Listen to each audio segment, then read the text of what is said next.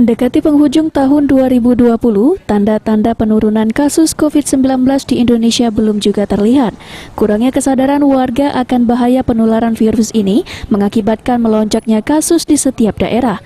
Bahkan yang terbaru, perkantoran dan sekolah sudah menjadi klaster baru penyebaran COVID-19. Selain itu, sebagian masyarakat awam menganggap virus corona merupakan konspirasi. Untuk itulah institusi keamanan Polres Prabu Muli bersama pemerintah kota mengajak warga kembali memperkuat komitmen untuk mematuhi protokol kesehatan. Sebanyak 11.750 masker dibagikan kepada warga Prabu Muli. Salah satu yang menjadi titik pembagian masker adalah di Pasar Tradisional Modern Jalan Jenderal Sudirman, Kota Prabu Muli. Menurut Wakil Wali Kota Prabu Muli, Andrian Syafikri, pemakaian masker merupakan salah satu cara mencegah penularan virus corona atau COVID-19.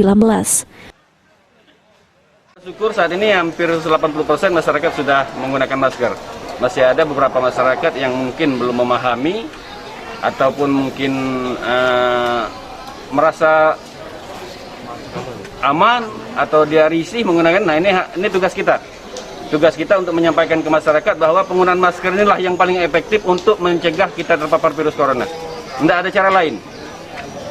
Tidak ada cara lain karena virus corona ini sekarang selain droplet sudah sistem melalui angin, tersebar melalui angin, airborne.